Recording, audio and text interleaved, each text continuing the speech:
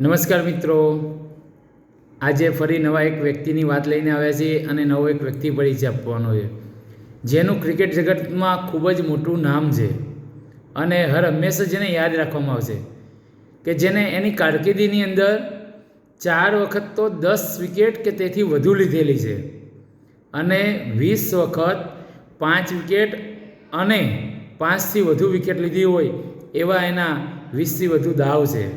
તો આવા એક ક્રિકેટરની વાત કરવી છે, તો ચાલો જોઈએ એમના વિશે।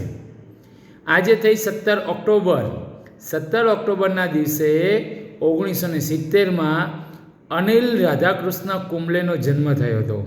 જી હા મિત્રો, અનિલ કુંબલે તરીકે જેને આપણે જાણીએ છીએ એવા અનિલ કુંબલેજીનો 17 ઓક્ટોબર 1970માં જન્મ થયો અને તેમણે ઇજનેરની પદવી ધરાવતા હતા તેઓ અને 20 વર્ષની ઉંમરે તેમણે ક્રિકેટ જગતની અંદર પગ મૂક્યો અને પોતાની ક્રિકેટની કારકિર્દીની શરૂઆત કરી। તેમની વાત કરીએ તો 1990માં ઇંગ્લેન્ડની સામે તેમની પ્રથમ ટેસ્ટ મેચથી ક્રિકેટ કારકિર્દીનો પ્રારંભ થાય છે।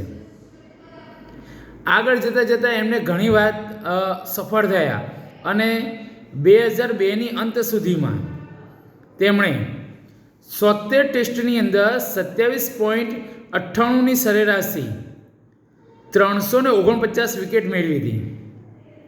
હવે જે આ વિકેટો મેળવી એની અંદર વાત કરીએ તો એકંદરે એમને છે ને 20 વખત 5 કે તેથી વધુ વિકેટો ઝડપી હતી અને 4 કે તેથી 4 વખત એમને 10 કે 10થી વધારે વિકેટ મેળવી હતી।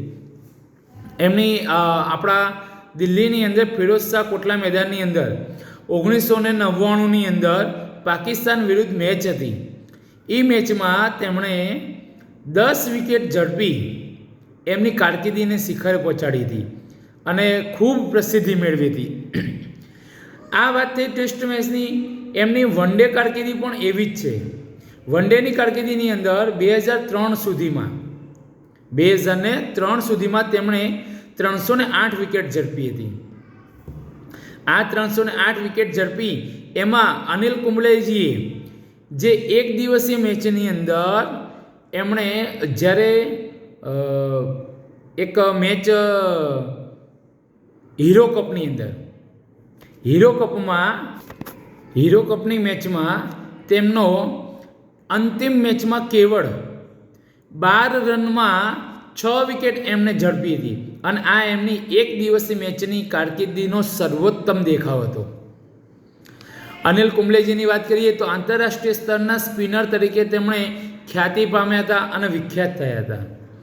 વાત કરીએ તો કે રૂઢ અર્થની અંદર કે ખૂબ જ ટર્ન કરાવનાર નહીં, સ્પિનર ખરા પણ દડાને ખૂબ જ ટર્ન કરાવનાર નહીં, પણ સ્પિનને સાથ આપનાર પિચને પૂર્ણ ફાયદો ઉઠાવવાની તેમની જે ક્ષમતા હતી તેવા સ્પિનર।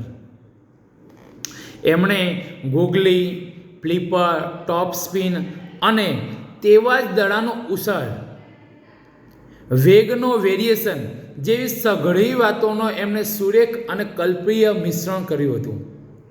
એમની વિશિષ્ટપૂર્ણ શૈલી ધરાવનાર તેઓ પોતે બુદ્ધિશાળી અને આક્રમક સ્પિનર હતા અને એવા જ બોલર તરીકે એમની આખા દુનિયામાં કુંબલેની વિશેષ ખ્યાતિ હતી। એમની ક્રિકેટ કારકિર્દીના અંતની વાત કરીએ તો ક્રિકેટ કારકિર્દીના અંતના અંદર જ્યારે એમનો અંત ક્રિકેટ કારકિર્દીનો આવે છે ત્યારે અંત ભાગમાં તેઓ ભારતીય ટીમના સફળ નેતૃત્વ ધરાવે છે, એટલે કે કેપ્ટન બને છે અને કેપ્ટન તરીકે તેઓ ક્રિકેટને અલવિદા કહે છે। આવા હતા આપણા અનિલ કુંબલેજી કે જે એક ભારતને ગૌરવ અપાયું અને આપણે જેના ઉપર ગૌરવ લઈ શકીએ।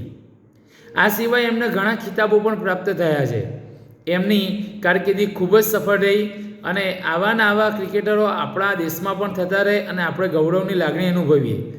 અસ્તુ મિત્રો, આવજો। આવતીકાલે ફરી મળીશું એક આવા જ નવા વ્યક્તિ પરિચય સાથે। આવજો।